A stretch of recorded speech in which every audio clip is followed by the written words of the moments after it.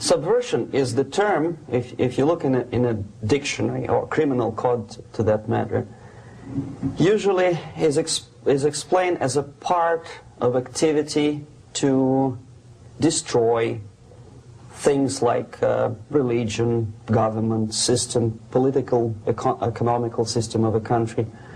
And usually it's linked to espionage and such romantic things as blowing up bridges, sidetracking trains, cloak and dagger activity in Hollywood style. What I'm going to talk about now has absolutely nothing to do with the cliché of espionage or KGB activity of collecting information. So the greatest mistake or misconception, I think, is that whenever we are talking about KGB, for some strange reason, starting from Hollywood movie makers to professors of political science and quote-unquote experts on Soviet affairs, or Kremlinologists as they call themselves, they think that the most desirable thing for Andropov and the whole KGB is to steal blueprints of some supersonic jet, bring it back to Soviet Union and sell it to the Soviet military-industrial complex. This is only partly true. If we take the whole time, money, and manpower that the Soviet Union and KGB in particular spends outside of USSR border, we will discover, of course there are no official statistics unlike with CIA or FBI, that the espionage as such occupies only 10 to 15% of money, time, and manpower. 15% of the activity of KGB. The rest, 85%, is always subversion. And unlike a dictionary of English, Oxford Dictionary, subversion in Soviet terminology means always a destructive, aggressive activity aimed to destroy the country, nation, or geographical area of your enemy.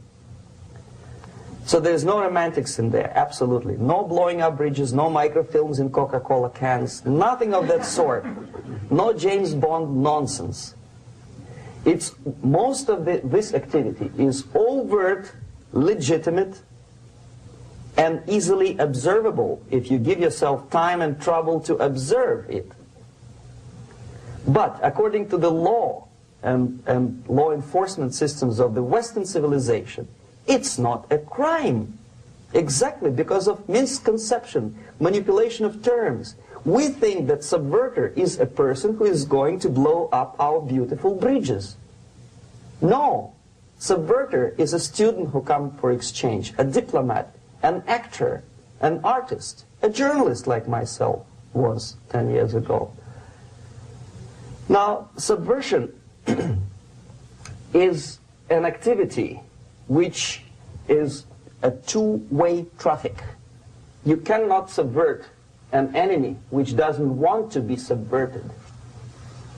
If you know history of Japan, for example, before 20th century, Japan was a closed society.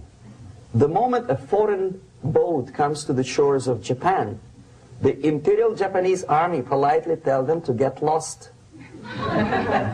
And if American salesman comes to the shore of Japan, let's say 60 or 70 years from now back, and says, oh, I have a very beautiful vacuum cleaner for you, with the good financing, he says, please leave us, we don't need your vacuum cleaner. If they don't leave, they shoot them to preserve their culture, ideology, traditions, values intact. You were not able to subvert Japan. You cannot subvert Soviet Union because the borders are closed. The media is censored by the government. The population is controlled by the KGB and internal police. With all the beautiful glossy pictures of Time magazine and Magazine America, which is published by the American embassy in Moscow, you cannot subvert Soviet citizens because the magazine never reaches Soviet citizens. It's collected from the newsstands and thrown to garbage can. Subversion can be only successful when the initiator, the actor, the agent of subversion has a responsive target. It's a two-way traffic. United States is a receptive target of subversion. There is no response similar to that one from United States to the Soviet Union. It stops halfway somewhere. It never reaches here. The theory of subversion goes all the way back 2,500 years ago. The first human being who formulated the tactics of subversion was a Chinese philosopher by the name of Sun Tzu.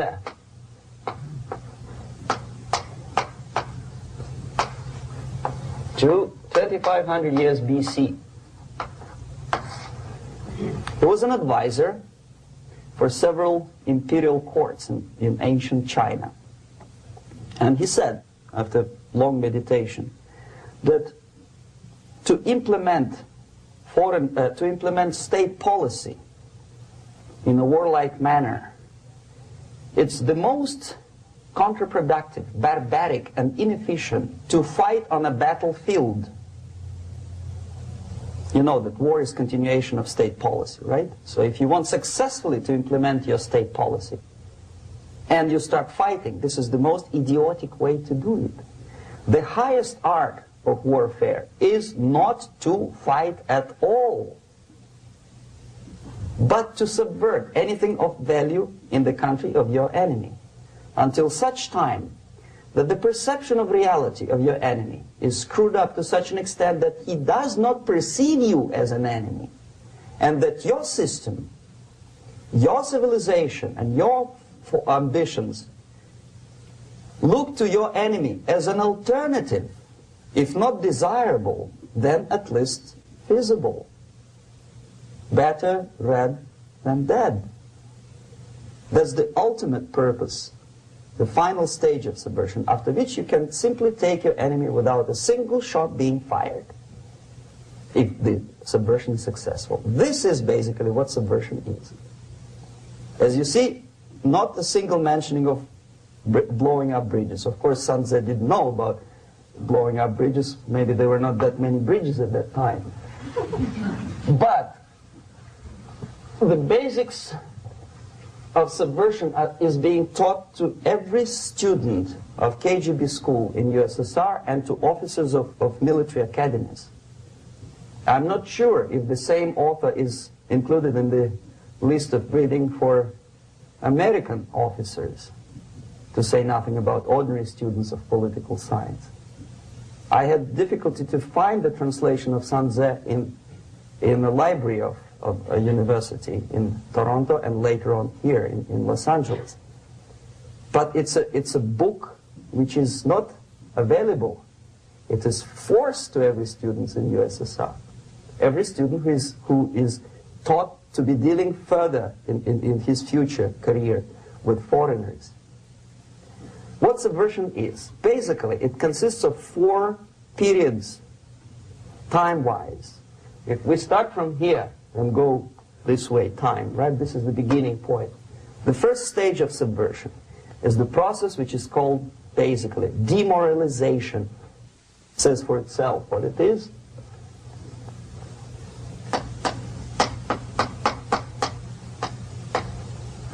It takes from, say, 15 to 20 years to demoralize a society. Why 15 or 20 years? This is the time sufficient to educate one generation of students or children. One generation. One lifetime span of a person, a human being, which is dedicated to study, to shaping up the outlook, ideology, personality. No more nor less. Usually it takes from 15 to 20 years. What it includes? It includes influencing, or by various methods, infiltration, propaganda methods, direct contacts, doesn't really matter. I will describe them later. Of various areas where public opinion is formulated or shaped. Religion, educational system, social life, administration, law enforcement system, military, of course, and labor and employer relations, economy. Okay? 5 areas. I will not write them down because we will not have enough space. Sometimes when I describe all the methods, students ask me question, are you sure this is the result of the Soviet influence? Not necessarily. You see, the tactic of subversion, about which I'm talking, is similar to the martial art, the Japanese martial art. If some of you are familiar with that tactic, probably you will remember that if an enemy is bigger and heavier than yourself, it would be very painful to resist his direct strike. If a heavier person wants to strike me in the face, it would be very naive and counterproductive to stop his blow. The Chinese and Japanese judo art tells us what to do. First to avoid the strike, then to grab the fist and continue his movement in the direction where it was before, right? Until the enemy crashes in the wall. You see? So, what happens here? The target country obviously does something wrong. If it's a free democratic society, there are many different movements within the society. There are obviously, in every society, there are people who are against this society. They may be simple criminals, ideologically in disagreement with the state policy, conscientious enemies, simply psychotic personalities who are against anything. Right? And finally, there are a small group of agents of a foreign nation, bought, subverted, recruited. Right? The moment all these movements will be directed in one direction, right? This is the time to catch that movement and to continue it until the movement forces the whole society into collapse, into crisis, right? So that's exactly the martial art tactic. We don't stop an enemy. We let him go. We help him to go in the direction we want them to go. Okay?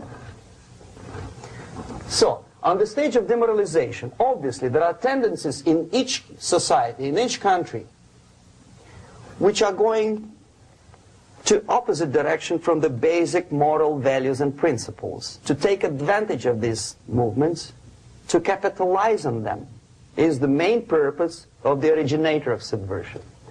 So we have religion, we have education, we have social life, we have power structure, we have labor relations, unions, and finally we have law and order. 1, 2, 3, 4, 5, 6. Okay? These are the areas of application of subversion. What it means exactly?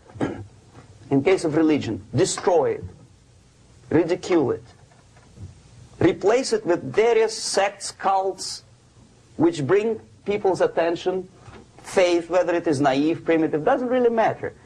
As long as the basically accepted religious dogma is being slowly eroded and taken away from the supreme purpose of religion, to keep people in touch with the supreme being, that serves the purpose. Therefore, replace it, accepted, respected religious organizations with fake organizations.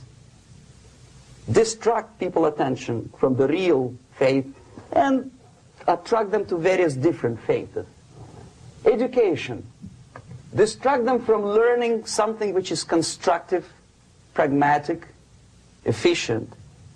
Instead of mathematics, physics, foreign languages, chemistry, teach them history of urban warfare, natural food, home economy, your sexuality, anything, as long as it takes you away, okay, Social life.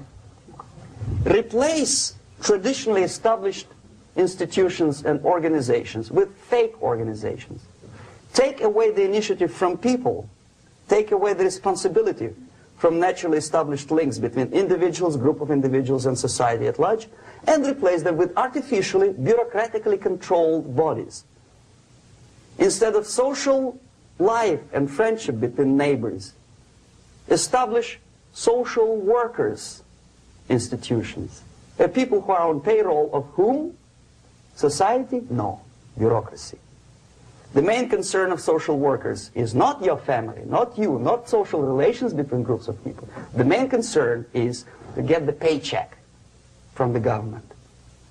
What will be the result of their social work doesn't really matter. They can develop all kind of concepts to show to the government and to the people that they're useful. Okay, away from the natural links, power structure.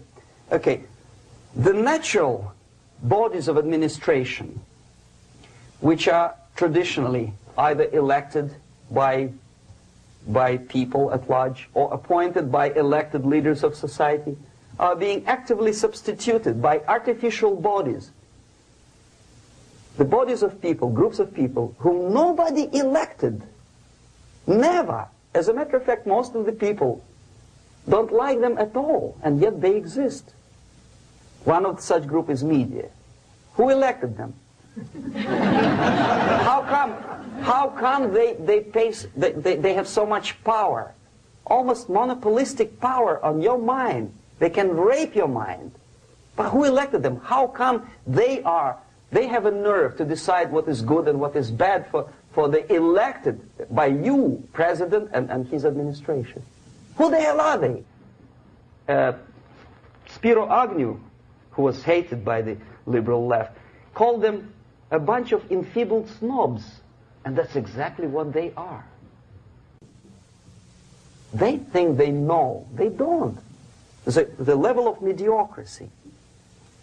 In a big establishment like New York Times, Los Angeles Times, major television network, you don't have to be excellent journalist. You have to be exactly a mediocre journalist. That's easier to survive. There's no competition anymore.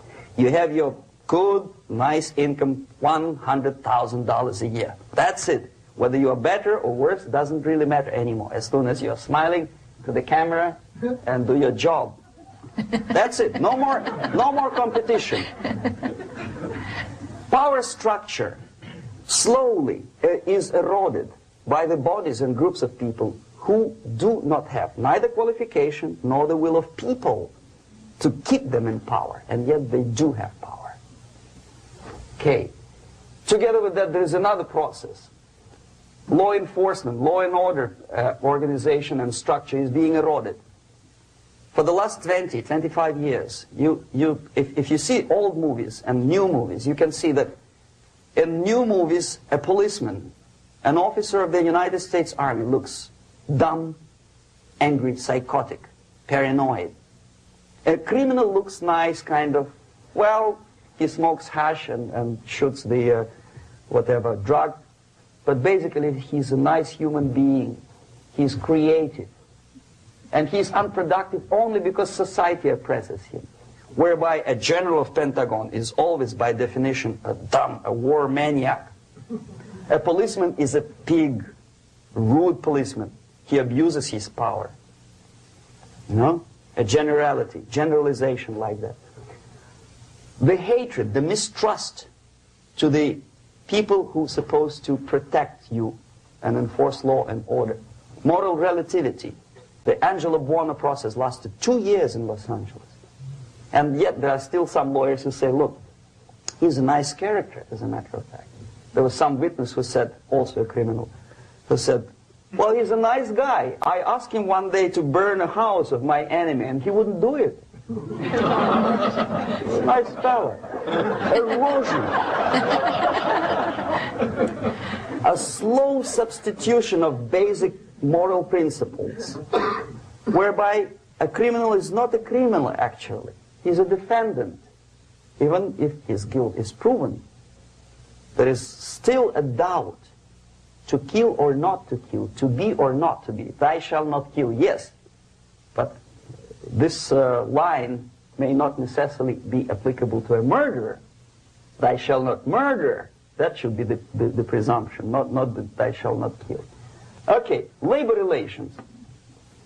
At this stage, within 15 to 20 years, we destroy the traditionally established links of bargaining between employer and employee.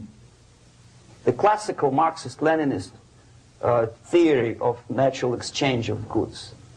A person A has 5 sacks of grain and person B has 5 pairs of shoes.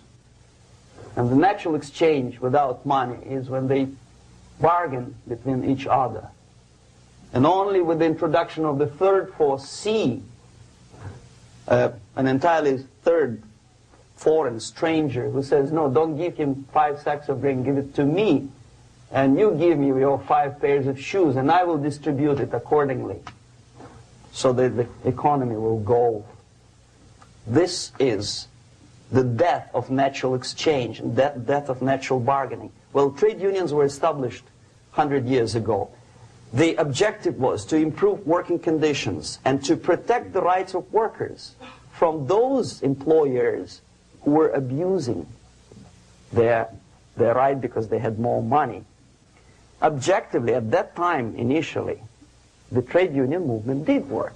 What we see now is that the bargaining process is no longer resulting in the compromise, which is leading objectively to betterment of working conditions and increase of salary. What we see is that after each prolonged strike, the workers lose. Even if they have 10% increase of their salaries, they cannot catch up due to inflation and due to missed time. More than that, millions of people suffer from that strike because economy now is interdependent. It's intertwined like one body.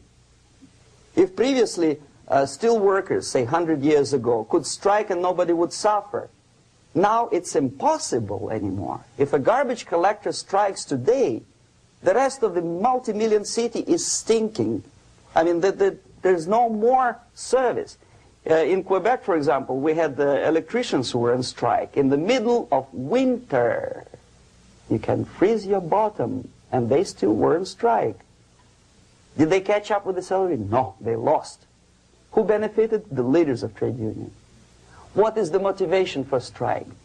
Improving of workers' condition? No, obviously it's not. Then what is it? Ideology. To prove to these capitalists. And the obedient horde of workers, like sheep, follow these people. And they cannot disobey. Why? Because if they do, you know what happens to them. Pickets, murders, shooting truck drivers by picketers. In Montreal, for example, I saw with my own eyes when I was correspondent of CBC International, Canadian Broadcasting Corporation, when the workers of aircraft factory destroyed computers and the equipment in the factory. And the administration employed strike breakers. Their cars were turned upside down and burned. Their houses were burned. Their kids were intimidated. And some victims were there. Of that you can be sure. Why? To improve conditions of workers? No. Ideology. Okay, so this is what happens basically. It may or may not happen without the help of the Soviet Union. But the natural tendencies are being greatly taken advantage of and capitalized by the Soviet propaganda systems. How? Whenever trade union strikes, we have influx of propaganda, mass media, ideological dissemination. The workers' right, and we repeat it like parrots. Yes, workers' right. Whose rights? Workers? No. The only freedom of worker to sell his labor according to his own desire and will is taken away from him. By whom? By trade union boss. Unlimited power is given. Responsibility. I want to sell my labor not for $2.50 an hour, but for $2. I don't have right. My freedom is denied to me. I know that if I sell my work for $2 an hour, not for $3 an hour, I will compete better with the other guy who is lazy and more greedy. I don't need $3. I need only $2. No, I was made to believe by media, by business, by advertising agencies that I need more and more and more. Have you ever heard any advertising on TV to consume less?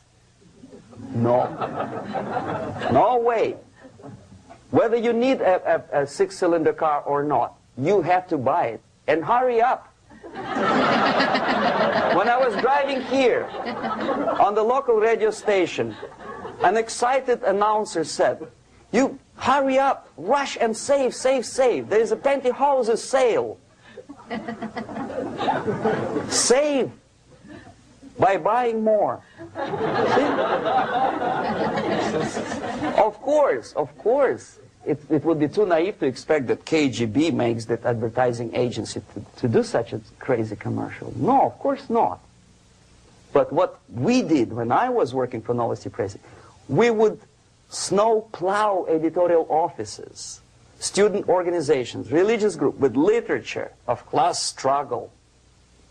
If not directly Marxism-Leninism propaganda, then a propaganda of the legitimate aspirations of working class, betterment of life, equality. Equality, mind you. President Kennedy once said, we will make America to believe that people are born equal. Are people born equal? Is there any mentioning in the Bible or any other holy scripture in any religion, if you don't believe me, go to the library and check it. There is not a single word about equality.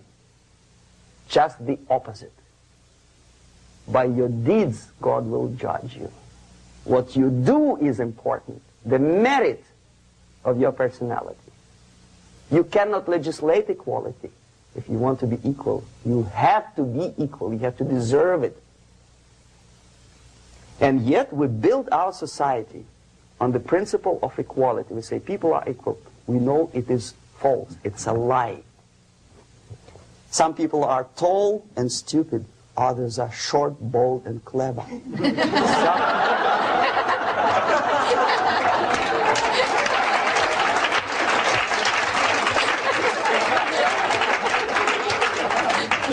If we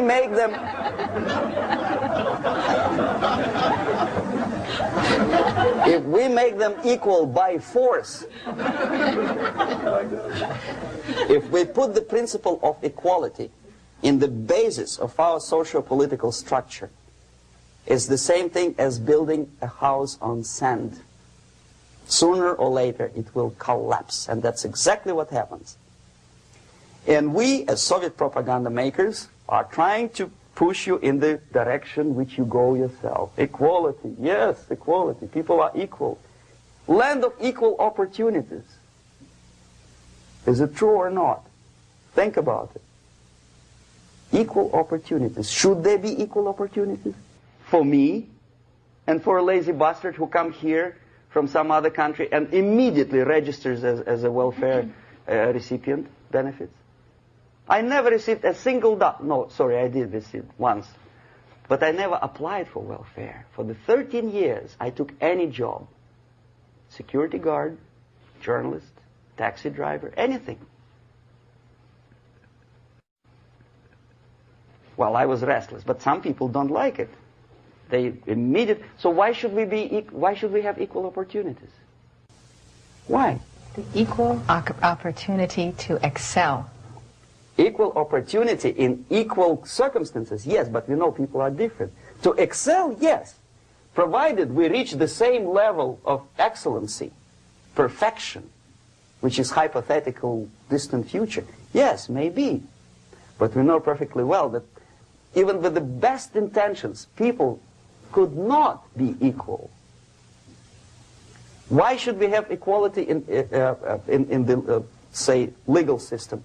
Myself, I'm considering myself a law-abiding citizen, and a person who comes here to rob and shoot, say, the United States administration under Carter imported thousands of Cuban criminals.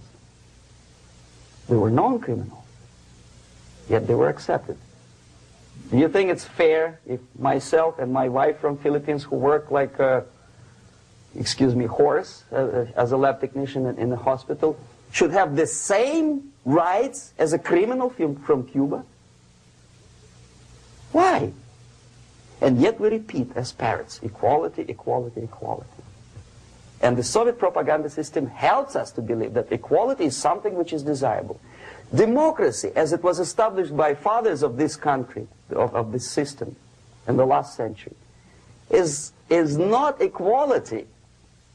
It's the system where different people, unequal people, have a chance to survive and help each other in constant competition, in constant perfection, not in equality, which is superimposed from a godfather or nice person in Washington, D.C. And the absolute equality exists in Soviet Union, quote-unquote equality. Everybody is equal in dirt, except some people are more equal than the others in Politburo.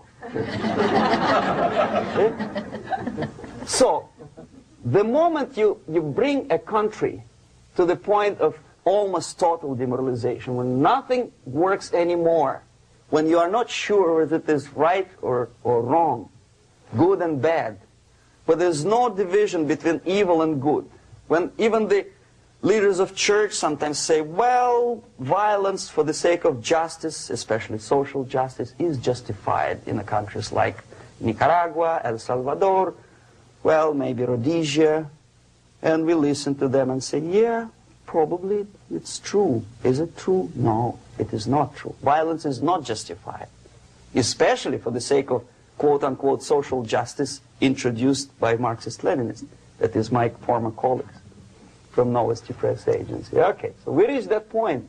The next step is destabilization.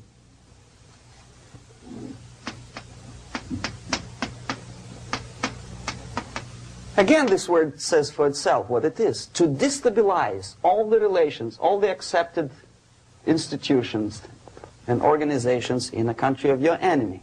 How you do it? You don't have to send a battalion of KGB agents to blow up bridges. No. You let them do it themselves. The area of application is, again, it's narrower now. Not like the previous case. The overt legitimate actions of the KGB in this case would be hardly noticeable.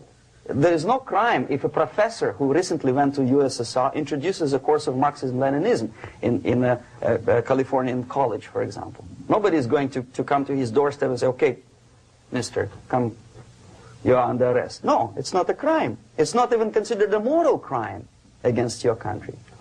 So the area of application here is narrowing down to economy, again labor relations, right? To law and order,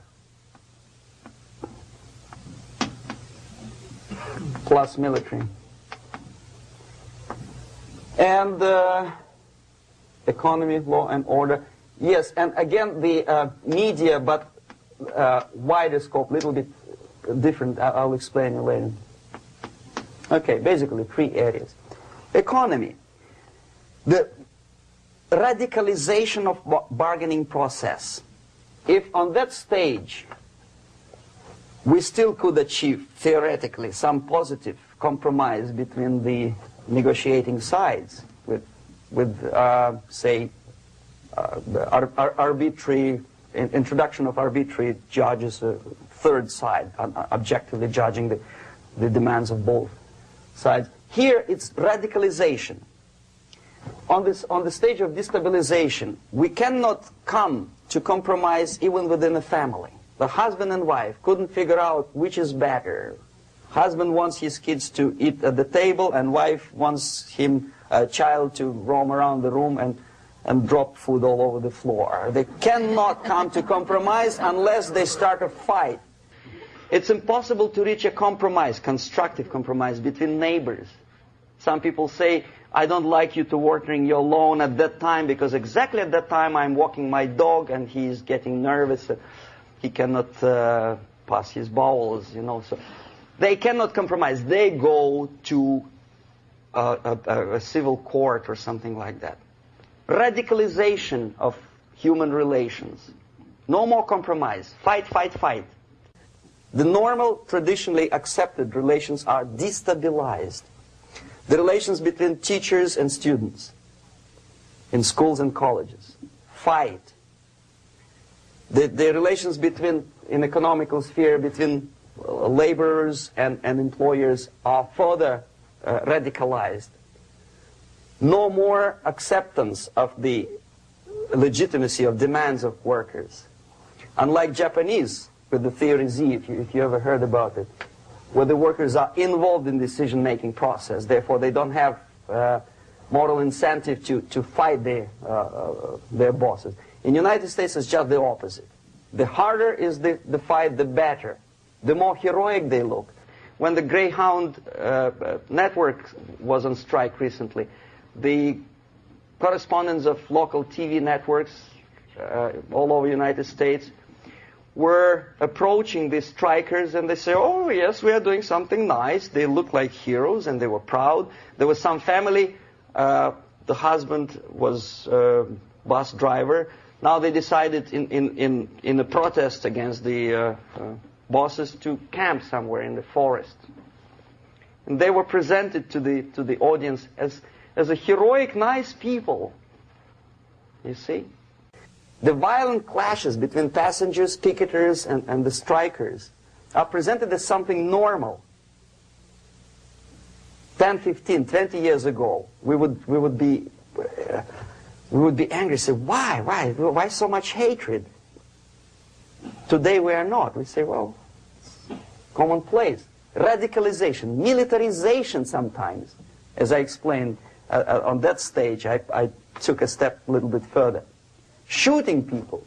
Okay, law and order now also is pushed into the area where previously people settled their differences peacefully and legitimately.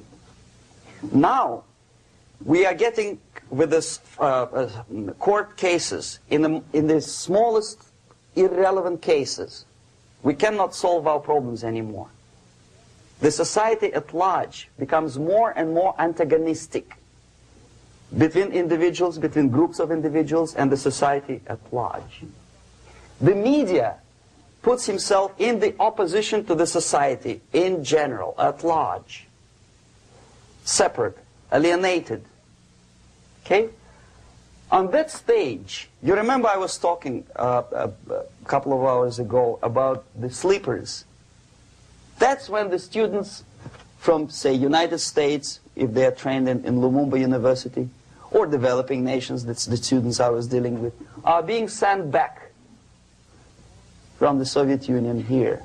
Or if they were already in the United States, in the country which is the object of subversion, they spring to action. The sleepers go up. They slept for 15 to 20 years. Now they become leaders of groups, preachers, I don't know, public figures. Prominently they actively include themselves in a political process. All of a sudden we see a homosexual. 15 years ago he did his dirty job and nobody cared. Now he makes it a political issue. He demands recognition, respect, human rights, and he rallies a large group of people. And there are violent clashes between him and police, his group and ordinary people, no matter what. It's black against white, yellows against green, doesn't matter where the division line goes. As long as this group come into antagonistic clash, sometimes militantly, sometimes with firearms, that is destabilization process. The sleepers, many of whom are simply KGB agents, become leaders of the process of destabilization. Doesn't mean that Comrade Andropov sends Comrade Ivanov to the United States. The person who takes care is already here. He is a respected citizen of the United States. Sometimes he gets money from various foundations for his legitimate struggle for, I don't know, human rights, women's rights, kid lib, prison lib, whatever. There are sympathetic Americans who donate their money to him. Destabilization process usually leads directly to the process of crisis. In case of developing nations, that's the area where I was active. The process starts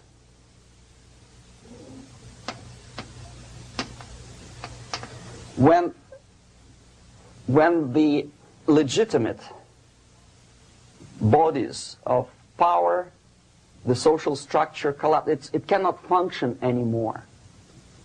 So instead, we have artificial body injected into society, such as non-elected committees. You remember I was talking about them here. Social workers who are not elected by people, media who are self-appointed rulers of your opinion, some strange groups which claim that they know how to lead society forward. They don't usually. All they care is how to collect donations and sell their own concocted ideology, mixture of religion and ideology. Here, we have all this artificial body claiming power. If the power is denied to them, they take it by force. In case of Iran, for example, all of a sudden we have revolutionary committees. What kind of revolution? There was no revolution yet, and yet they had the committees. They were taking power of judgment. They had the power of execution, they had the power of legislation, and that they had the power of judicial. All of them combined in one person, who is half-baked intellectual, sometimes graduated from Harvard University or Berkeley. He comes back to his country and he thinks that he knows the answer to all the social, economical problems. Okay? Crisis is when society cannot function any more productively. It collapses, obviously. That's the word for crisis. So therefore, the population at large is looking for a savior. The religious groups are expecting a messiah to come. The workers say, we have family to feed. Let's have a strong government, maybe socialist government, centralized. When somebody put the employers on their place and let us work. We are sick and tired of going to strike and missing overtime and all that stuff. We need some strong man, strong government, a leader, a savior is needed. Population is sick and tired already.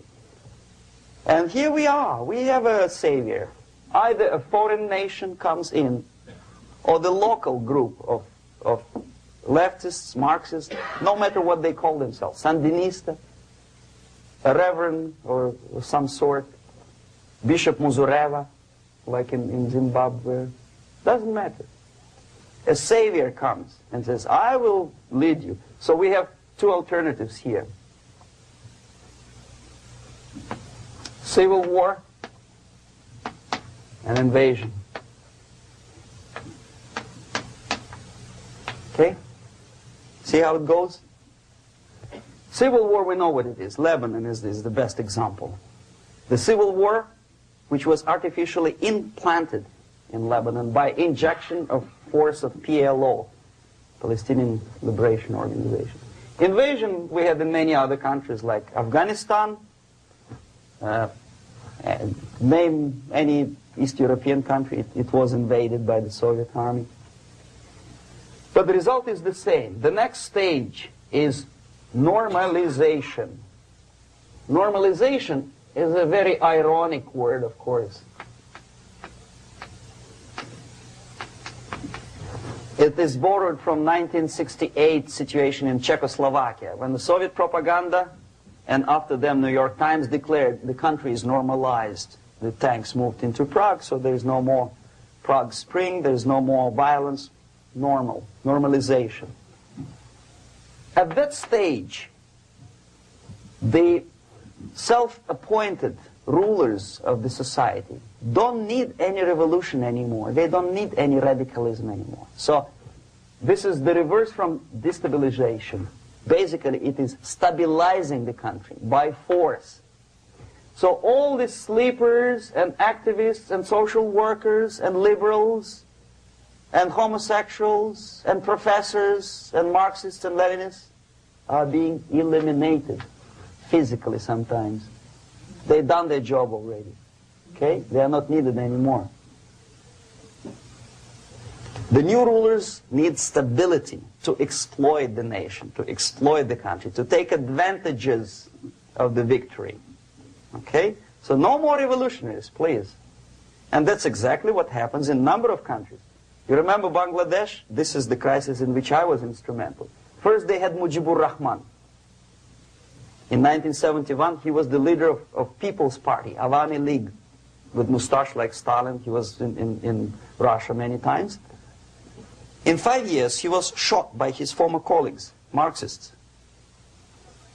He fulfilled his function. In Afghanistan, it happened 3 times. First there was Taraki, then there was Amin, now there's Babrak Karmal. They killed each other successively, one after another. The moment he fulfills his duty, the first one demoralized country, the second destabilized, the third one brought it to crisis. Goodbye, comrades. Babrak Karmal comes from Moscow and put into the seat of power. Same thing happened in Grenada recently. Maurice Bishop, Marxist, was killed by Austin, what's his name, General something, who was also a Marxist. Right? So no more revolutions, please. Normalization now. From now on, no more strikes, no more homosexuals, no more women lib, no more kid lib, no more lib, period. Good, solid, democratic, proletarian freedom. That's it. Now, to reverse this process takes enormous effort. When today, United States had to invade Grenada to reverse the process of subversion. Some people say, boy, this is not good, it's not kosher to invade the beautiful country, island of Grenada. Well, why didn't you stop the process here, when Grenada was just approached by leftists? Why not to prevent Maurice Bishop to come in power in the first place? Did Grenadians want him? Very questionable. They didn't know who was Maurice Bishop in the first place. He came to power by coup d'etat himself. Okay? No, we let the situation develop further and further and further until the crisis and normalization very soon. And then the United States decided to invade country, discovering that the country was absolutely a military base for the Soviet Union. Of course it's a drastic measure. Of course it's a pity that Marine Corps had to lose, what, 17 lives. Very bad. Why not to stop the process before it comes to crisis? Oh no, intellectuals will not let you. It's interference into domestic affairs. They're very careful not to let American administration to interfere in domestic affairs of Latin American countries. They don't mind Soviet Union interfere in these affairs. Okay. So to reverse this process, from here, it takes only and always military force. No other force on earth can reverse this process at this point. At this point, it does not take military invasion of the United States Army. It takes strong action, like in Chile. A CIA covert involvement to prevent the savior from outside to come into power and to stabilize country before it erupts into civil war. Stabilize country before it erupts into civil war. Okay? Support the right-wing conservative forces. By money, by crooks or love, doesn't matter. Stabilize the country. Don't let the crisis develop into civil war or invasion. Oh no, your liberals will say it's against the law. The Congress will not appropriate money for covert actions of CIA. Why not? Should we wait till the normalization come and Soviet tanks land in Los Angeles airport? Now, at that point, at the point of destabilization, also the process could be reversed. Again, easily than this. No CIA involvement at this point. You know what it takes here? Restriction of some liberties for small groups which are self-declared enemies of the society. As simple as that.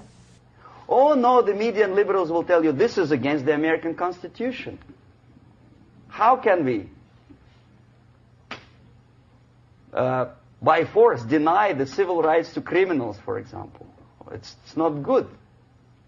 Okay?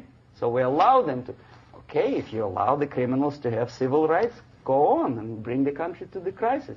This is a bloodless way to do. Curb the rights. I mean, not to put them in prison. No, I'm not talking about putting all the gays from San Francisco in the concentration camp. Do not allow them to take political force. Do not elect them to the seats of power, whether it is municipality level, state level, or federal level. It has to be beaten in the heads of American voters that a person like that in the seats of power is an enemy. Do not be afraid of this word. It is an enemy. If he is not an enemy here, he will be here. Later on, he will be shot, of course. But at this point, he is an enemy. Okay?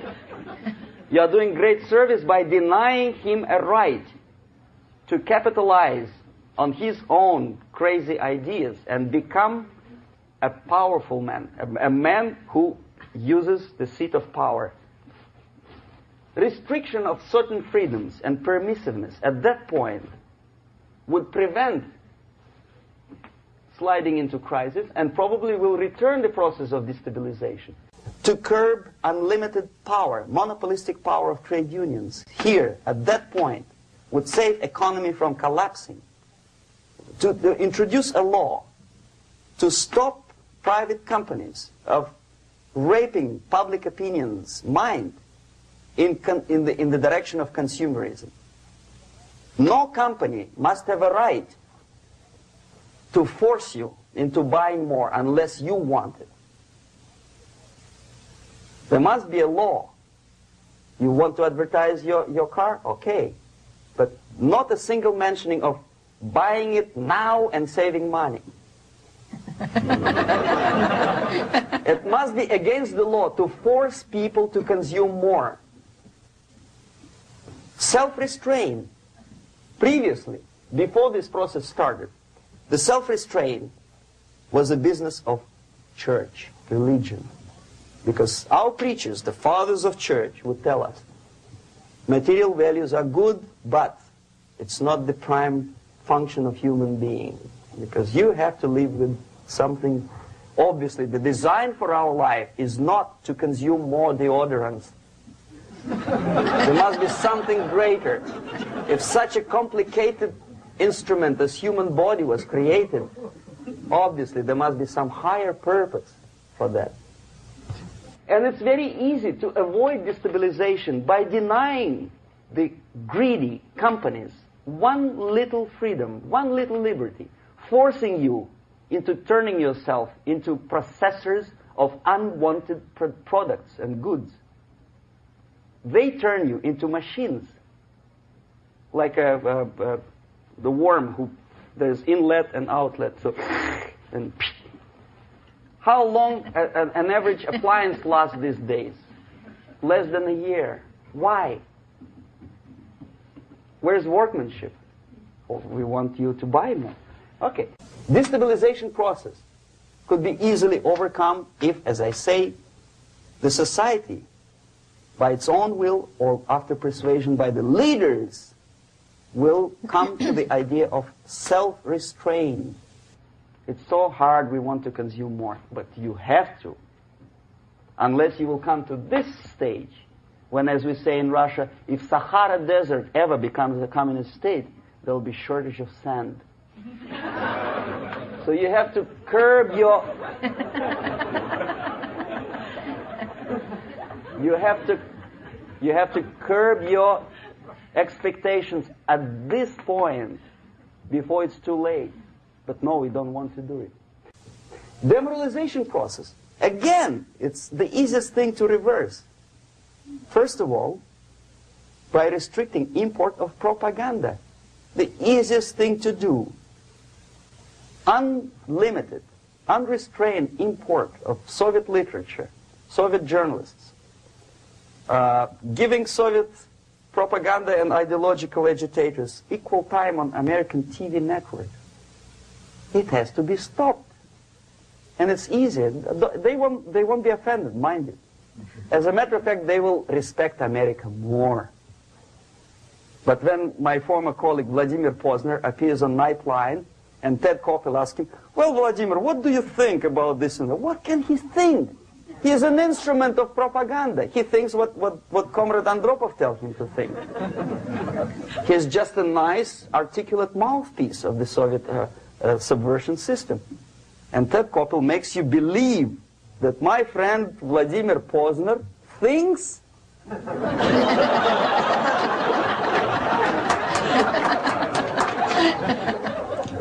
the process of demoralization may not have started at all if at that point the country, which is a recipient of subversion, actively, not violently, but actively, prevents importation of foreign ideology.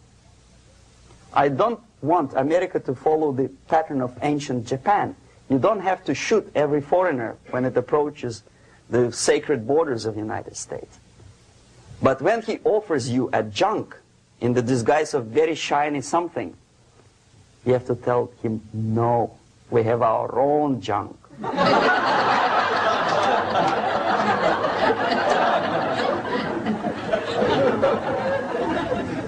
If at that point the society is strong, brave, and conscientious enough to stop importation of ideas which are foreign, then the whole chain of events could be prevented. Recently I've been to Philippines, and I was shocked how in big cities like Manila, children listen to deafening music. A melodious nation with long traditions of good, nice ethnic music, introduced by Spanish long time ago, maybe 2 centuries, 3 centuries ago, I don't remember how long. All of a sudden listen to musical garbage, blasting their radios at full blast, at full volume. Why?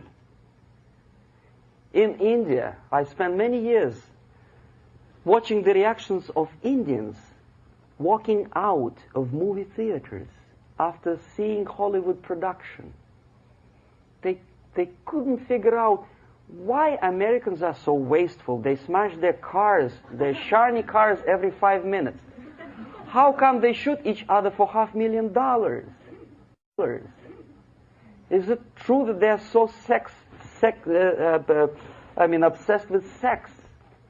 Can you imagine showing a movie where each 5 minutes there's a copulation on the screen to a country like India with long tradition of respect to these private matters, or to Pakistan?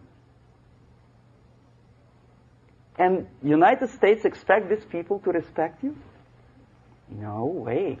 Oh yes, they will see the movie, they'll pay 5 rupees to see that garbage, but they walk out and will tell their kids, don't respect Americans, don't be like Americans. See? So, the process of demoralization could be stopped right here, both as an expert and as an import. And that takes one step, one very important thing to do. You don't have to expel all the KGB agents from Washington, D.C.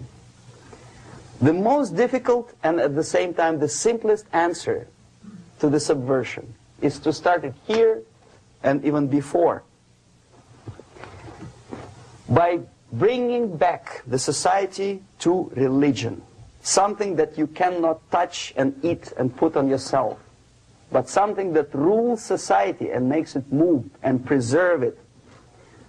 A Soviet scientist, Shafarevich, who has nothing to do with religion, he is a computer scientist, did a very intensive research on the history of socialist countries. He calls socialist or communist any country with a centralized economy and a pyramidal style of power structure.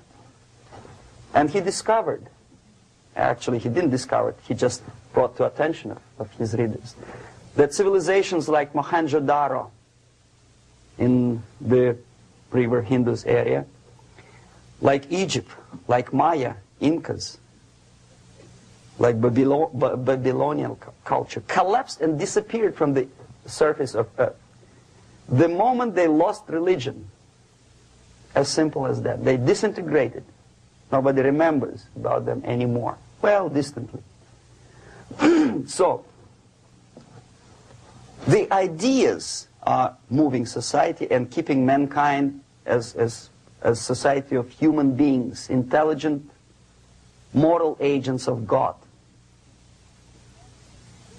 The facts, the truth, the exact knowledge may not. All the sophisticated technology and computers will not prevent society from disintegrating and eventually dying out. Have you ever met a person who would sacrifice his life, freedom, for the truth like that? This is truth. I never met a person who said, this is truth and I'm ready to shoot me. To defend the truth. Right?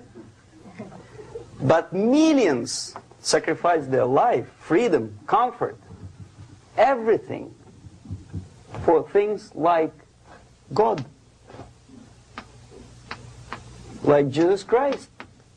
It's an honor. Some martyrs in the Soviet concentration camp died. And they died in peace, unlike those who shouted, "Long live Stalin," knowing perfectly well that he may not live long. Something which is not material moves society and helps it to survive. And the other way around, the moment we turn into 2 by 2 is 4 and make it a guiding principle of our life, our existence, we die. Even though this is true, and this we cannot prove. We only can feel and have faith in it. So the answer to ideological subversion, strangely enough, is very simple. You don't have to shoot people, you don't have to aim missiles and Pershings and cruise missiles at Andropov's headquarters. You simply have to have faith and prevent subversion. In other words, not to be a victim of subversion. Don't try to be a person who in judo is trying to smash your enemy and being caught by your hand. Don't strike like that. Strike with the power of spirit and moral superiority. If you don't have that power, it's high time to develop it. And that's the only answer. That's it. Thank you.